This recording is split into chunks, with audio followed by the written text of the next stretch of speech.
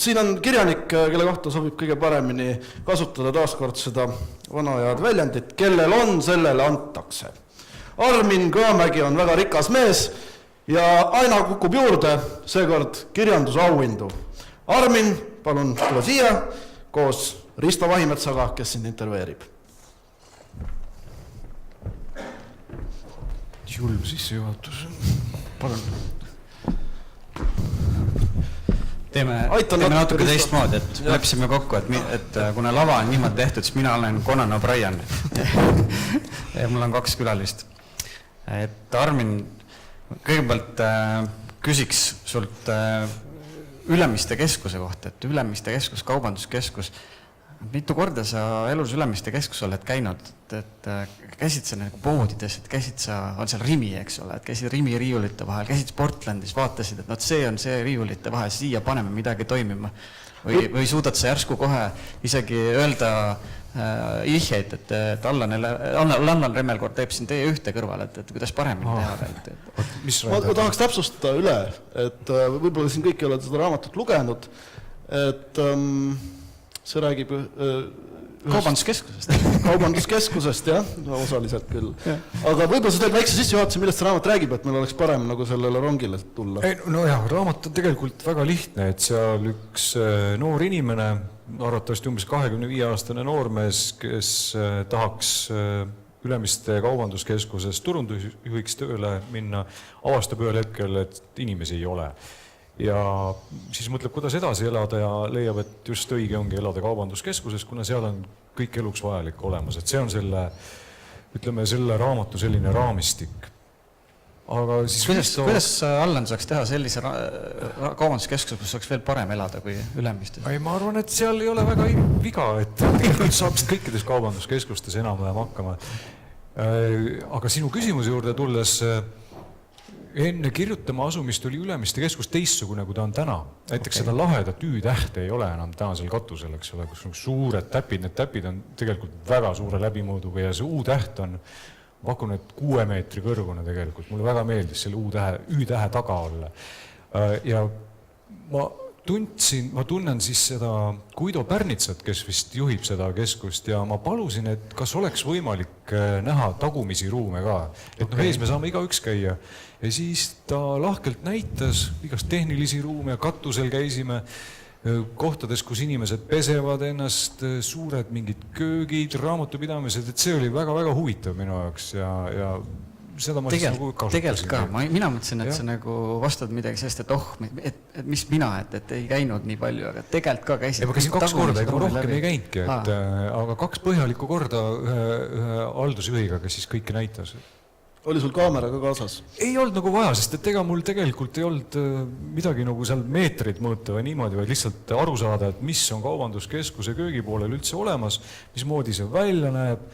Näiteks minule üllatuseks seal oli taga väga laiad trepid, nagu ma ei tea, nagu see oleks ooperisaal või midagi taolist, aga tuli välja sellepärast, et seal võib olla korraga 1000 inimesi ja kui seal on vaja evakueerida need, siis need trepid peavad olema ülilaiad. Et see oli mulle väga-väga suur üllatus, et ühes kaubanduskeskuses on kusagil nii laiad trepid näiteks. Meie ei näe neid seal. Aga tegelikult ütleme, et mina vähemalt lugesin, nagu üks point ikkagi oli nagu ütleme kriitiline selle kultuuri vastu, mida kaubanduskeskused esindavad või mitte. See ei ole tegelikult nii. Ma ei tea, millegi pärast leitakse, et ma olen väga kapitalismi kriitiline. Tegelikult ei ole, minust on kapitalism okei. Näiteks kommunismiga või mingi muu asjad. Täitsa päriselt kohe, et selle raamatu algtõuge tuleb sellest, et mulle tundub, et kõike on liiga palju, sealhulgas meid endid. Et ma räägin sellest, et kui natukene seda olukorda muuta, et kuidas see tohutu paljusus siis veel välja näeks. Asjade paljusus ja mis iganes, et nagu see on minu jaoks suurem küsimärk kui üks kapitalism, mis ei ole midagi erilist, kus on väga palju loogikat tegelikult. Aga see, et inimene on eluaegu kasvanud ja tahtnud kasvada ja vallutada uusi pindasid, siis kui kapitalismist veel ei räägitud 1000 aastat tagasi, et see meie olemus kogu aeg nagu rohkem, et see on see, mis mulle huvi pakub. Okei. Leppisime sinuga kokku, et hüppame nagu Louis Vuittonist kohe sinu uue novellikogu juurde. Et et mida ma siis nüüd ka teeksin. Et uus novellikogu on väljas minu erootika saladused ja saladus ja see nagu vihjaks nagu mingile teistpidisele soovile, et noh, et umbes nagu Kivirähk kirjutas niisuguse positiivse loo Rehepapi näol Eesti rahva tugevusest ja siis ussisõnad, kus kõik nagu tahtsid ära surra, et sul nagu vastupidi, et alguses oli nagu üksindus ja nii ja siis erootika, et saagu meid rohkem või et kuidagi, jah. Et südametunnistus hakkas tegelikult seal juhtus nii, et see novellikogu, mis just ilmus, ta koondab endas viimase 4 aasta kirjutatud novelle ja kuidagi oli vaja mingisuguse ühisnimetaja alla nad kokku tõmmata. Iseenesest see pealkiri on tsitaat ühest novellist seal, üks härra ütleb selle lause täpselt just niimoodi välja ühele prouale vastates. Ja mulle tundus, et tegelikult seal mitte just erootikat, aga erootikat kui teemat, et seda on seal päris paljudes lugudes, ilmselt üle poolte ja mulle tundus, et äkki ta isegi nagu sobiks kokku võtma seda täitsa nüüd ausalt. See ei ole erootika raamat. Et ei ole nagu, aga reklaamitrikk natuke on, et kui tahad midagi müüa, no pane erootika pealkirja. Kogu pealkirja on reklaamitrikk, et kui sa analüüsid seda pealkirja, minu erootika saladus, minu on ju väga isiklik, inimestele meeldivad isiklikud lood, erootikast me rohkem ei räägi, see on selge, ja saladus, et no mis võiks olla nagu veel huvitavam kui saladus. Mis armil kapis on? No jah, et see on puhas, jah, siuke turundustrikk. Et rohkem müüa. Sain kätte. Väga hea. Aga teistpidi jälle, kui nagu lugeda, et ma tegelikult, ma mäletan ükskord Poomi Mardi sünnipäeval istusime ja siis sa küsisid mult küsimuse, et Risto, et oled sa minu asju ka lugenud, siis me rääkisime pikalt kirjandusest, et millest ikka, ja siis ma ei olnud tol ajal. Nüüd ma olen lugenud, eks ole, et nüüd ma võin öelda, et tegelikult on väga põnev nagu lugeda ühe inimese nagu asju järjest, et see novellikogu minu jaoks nagu loen ja et on nagu on kõige kihvtim, mis ma sult olen lugenud, et nagu kõikides lugudes on nagu hoog algusest lõpuni, kõikide on nagu võimalus on sulle eksperimenteerida erinevates suundades, et mul nagu hirmsasti selles mõttes nagu meeldis, mis sa oled teinud, sinna teen reklaamiga, eks. Aga teistpidi tahtsin küsida selle pinnalt, et kuidas sa üldse kirjutad, et mis su rutiin on, et milline see töö, see kirjutamine on, et istud sa 8 kella 12 kirjutad, teed niisuguse korrektse lõunapausi, paned kaabu pähe, lähed sööd kuskil kella 1-5 ja nii edasi, et mismoodi sa kirjutad või kirjutad öösel nagu veinise peaga, räägi natuke kirjutamist kui tööst. Ja seda öösel, seda olen ka teinud veinise peaga päris alguses ja see lõppes niimoodi, et suure tuhinaga siis veinipudel sai otsa, novell sai valmis, kell võis olla 3-4 öösel, ma saatsin ta kohe loomingusse ära, mulle tundus, et siin pole enam mitte midagi üle vaadata, et nagu siin kõik on niimoodi paigas. Ja siis hommikul siis ärkasin üles, vaevalt tuli meelde, et ma olin midagi öösel teinud ja siis teen lahti äkki Mihkel Mutilt vastuse, et Majas oleks pidanud saatma loomingusse. Ja teine soovitus, et hakake lugema ära Kõõmägi, ta aitab kirjutamisest. Ja siis see pani mõtlema. Kuidas oleks võimalik selle novelliga tutvuda? Mind hakkas huvitama. Ta on tegelikult kaante vahel, aga ma olen teda väga muutnud, et muidu oleks ta tõesti sobinud Majasse parem. Ma ei tea, kas originaal... Praegu on piirid pornograafia ja kirjanduse vahel aktuaalsed.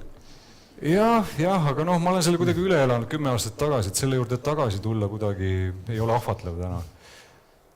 Teistpidi, mis mulle selle kirjutamisega tundus, et seal käisin ju, kuulasin sinu intervjuud Marti Juurega ja siis sa ütlesid, nüüd sa tahad pausi pidada.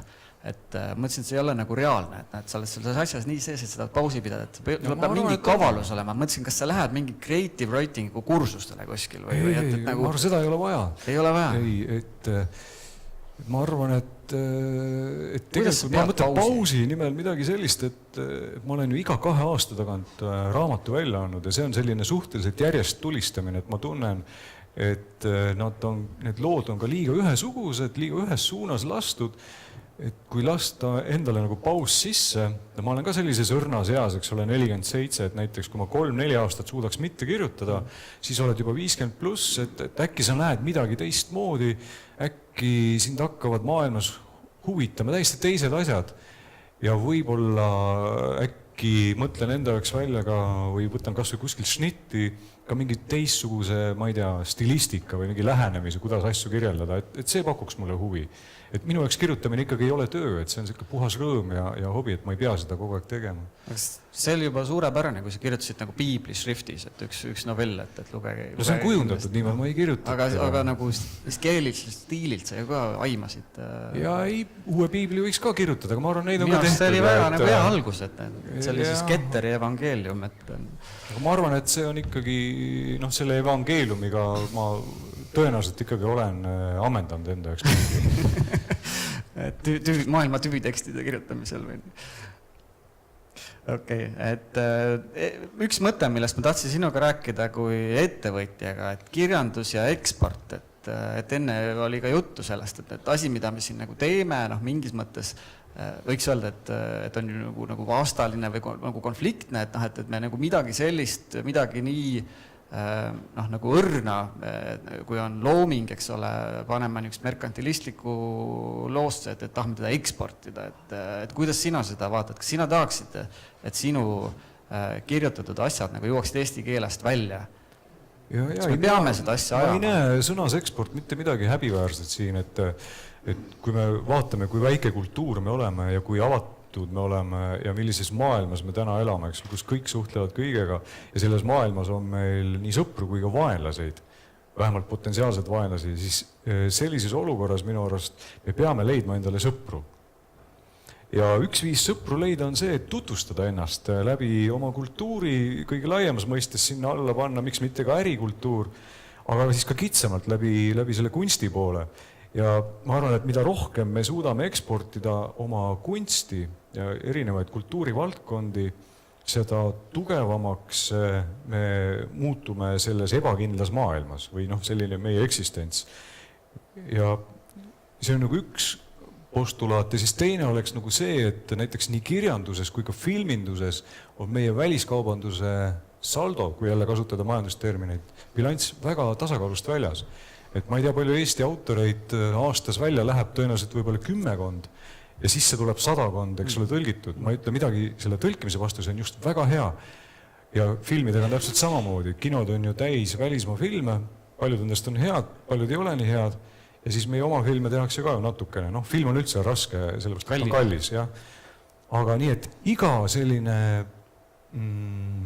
energiahulk ja ka rahahulk, mis läheb Eesti kultuuri ekspordi toetamisele on, ma arvan, väärt investeering. Et kui keegi nagu on lugenud Eesti kirjandus, tõenäolisemalt ostab Eesti puitmaja, ütleme kusagil. Tal näiteks siis ta on sellest Eestist kuulnud, eks ole, ja kui kunagi näiteks, võtame nii labase näite, et oleks vaja näiteks Eestist kaitsta kellegi eest, siis ta teab vähemalt, et keda kaitsta. Ta on mingi side, mingi emotsionaalne side. Just olime perega Ameerikas kuskil, kõik olid nagu sellised suured, ilusad, rõõmsad, täissöönud ameeriklased, tore oli nendega kohal olla ja siis tuleb mingi perekond tahtis meiega seal rannavõrkpalli mängida, kuulis, et me oleme Eestist, ütles, et see on see klaver, mis meil kodus on, millega me kõik mängime. Ja meie oleme, see olete teie. Ja siis nemad ei teadnud. Nemad võtsid sama ilus nimi Estonia. Väga lahe lugu. Aga ütle, üks küsimus, mis mul veel on sulle, eelviimane küsimus, et kõik teaksid, et on sul maailmakirjanduses eeskujusid või antipaateid, et oled sa sellisel mustvalgel pluss-miinus skaalal üldse mõelnud? Ei ole, kindlasti kohe ei ole. Kirjandusest on raske rääkida, seal on nii palju autoreid ja mida rohkem sa loed, seda rohkem sa saad aru, et tegelikult väga palju on väga head kirjandust tehtud täiesti tundmatute inimeste poolt, mis ei saa kunagi, ma ei tea, sinna, kus on Dostojevski või Hullebekk, eks ole. Ja neid tuleb väga erinevatest kultuuridest. Tänu Loomingu raamatukogule näiteks on meil võimalik tutvuda nendega, hea, dünaamiline, kiire, eks ole, ka taskukohase hinnaga. Ma olen sealt leidnud viimasel ajal nii palju autoreid, kellest tõenäoliselt tänu minu oma harimatusele pole kuulnudki üldse. Aga ma arvan, et kui ma nimetaksin neid oma sõpradele, siis ka nemad poleks nendest midagi kuulnud. Väga-väga super kirjandust, et lihtsalt oled selja peal ja loed. Nii et mul ei ole nagu selliseid... Et sa konkreetselt kedagi fännad nagu maailma areenilt, seda ei ole? Ei ole, jah, on kindlasti kirjanikke, kelle teostest, mida sa oled nagu lugenud, praktiliselt kõik meeldib, et noh, nemad on need, kes sulle meeldivad. Aga siis on ka sellised, et üks meeldib väga ja teine üldse ei lähe peale, noh, nagu ikka elu. Rain, on sul mõni hea küsimus vahele küsida? Muidu ma küsin viimase küsimuse ja... Küsi viimane küsimus, sellepärast, et me oleme juba päris kõvasti ajast maas. Okei. Me võime kiirelt rääkida. Minu viimane küsimus, kiire küsimus, et miks kurat pidi see korealanna surema, et miks ta üksi pidi ikka lõpuks jää? No sa oled ikka valesti aru saanud täitsa. Mina ei väidaks, et korealanna suri autorina. Jumal tänatud, et me siin ei ole ära späälinud kellegi lugemist. Lõpetame intriigiga, et kõik saate lugeda üle ja mõelda, et kas korealanna suri või ei surnud, et see on siis Louis Vuittoni raamatu reklaam. Aga tule loe meile midagi. Jah, aitäh.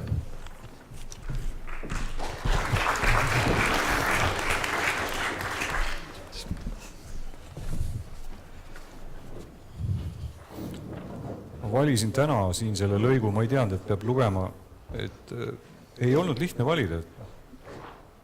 Tekst ei tundu enam nii huvitav ja mõnus, kui ta paar aastat tagasi tundus. Okei, midagi. Algus on lihtne ja ilus. Rõõmsavärvilised karud ja rebased, sekka mõni ohmakas hunt ja suguliste tunnusteta jänes. Maailm koosneb perekonnast ja sõpradest, kellest osa on tublid ning teised mitte nii väga. Emad on need, kes pesevad tonnide viisi pesu ja küpsetavad pühapäevaks maasikate kaetud koogi, kandes alatasa seelikuid, mille alla kellelgi asja ei ole. Isad on suured ja muhedad, veidi pilvedes hõljuvad ja emadest oluliselt kohmakamad. Kui emad on pidevalt pildil, siis isad kaovad aeg-ajalt kuhugi ära. Mõnikord nimetatakse äraolekut tööks, kuid üsna sageli jääb eemalolek põhjendamata, viidates justkui mingitele salapärastele asjaoludele, mida lastele liiga noorelt teada anda, pole vaimselt tervislik. Me saame teada, et orav algab O-tähega ning et kui 2 punapõsksele õunale lisada veel üks, siis on neid kokku juba 3. Kurjust ei eksisteeri. Inflatsioon salatakse maha. Vaatamata mõningatele puudustele ei saa eirata sellise infantiilse maailma teatud võlusid. Ma täitsa kujutan ette end väikse armsa karupoisina, kes päeval ema seelikusabast kinni hoides tähti veerib ja peale mängimist kõik klotsid ilusti karpi tagasi korjab, saadeks autasuks tapvalt magusa kukekommi. Aga öösel, kui ema unejutu mõju on lahtunud, ärkab minus väike päranduseks saadud paharett. Ma tõusen voodist ja taarun isa sabas pimedasse metsa, kuhu teemolliku lõkke ümber on kogunenud teisigi unetuid karupapasid. Põõsa taha varjanult jälgin toimuvat ja värisen nii põnevusest kui jõudusest. Aiman üksikuid tuttavaid sõnu, kuid mida rohkematele pudelitele ots peale tehakse, seda arusaamatumaks isa karude jutt mulle jääb. Äkki ilmub kusagilt meeste sekka jänes hermafrodiit. Nüüd öösel näeb ta välja vägagi teissugune. Ta kannab pikki säravaid ripsmeid ja tema naeratuses on midagi, mis paneb mind, väikest karupoissi, punastama. Tal on vormikad, kikkistissid, suuremad kui mu emmel ja ta seelik on nii lühike, et tahes tahtmata panen tähele selle all hüplevat kellamängu, kui ta meeste käte vahel meeltesõvedusest tantsib. Minu väikese karuaru jaoks on selline mehe-naise segu liig, mis liig. Mehed krahmavad jänest korda mööda ja teevad temaga asju, millest ma aru ei saa. Nüüd tirib ka minu issi jänkukese enda sülle. Raevukalt, nii võõra ja võika hääle saatel, et mu karukäpad tõusevad iseenesest kõrvu kinni katma. Kusagilt lendab tühi pudel otse mu kõrvale. Keegi ohib, nagu oleks see tema viimane ohe ja keegi naerab, nagu oleks see viimane naer. Mul hakkab paha. Ma ei oska siin olla, aga üksi pimedas metsas ei leiaks ma koduteed. Ma võtan maast pudeli, nuusutan, surun silmad vastikusest kinni ja joon põhjani. Rohkem ma ei mäleta. Hommikul saabub ema mind äratama. Ta seisab toa uksel, käes kandika auravate pannkookidega. Tere hommikust, mõmmi! Kuulen köögiraadiot mängimas viisikest, mille peale toataimed joovastunult õielehti kokku löövad. Piilun teki alt varksi välja ja näen, kuidas mind nähes muutub ema ilme. Kuidas ta suunurgad vajuvad alla, kuidas ta tumedad silmad verd täis valguvad ja paisuvad, ähvardades silmakoobastest välja lupsata. Kuidas kandik pudeneb ta alati nii kindlate käte vahelt, kuidas vaarika moos lendab suurte kleepuvate lärakatena üle tema poolt nii hoolikalt läikima löödud põranda, muutes süütu väikelapse toa eemale tõukavaks mõrvapaigaks. Siis ema minestab ja kui ma vaatan ennast, oma voodit, märkan kaisujänku teotatud jäänuseid veriste linade vahel, mõistan tema reaktsiooni. Aitäh!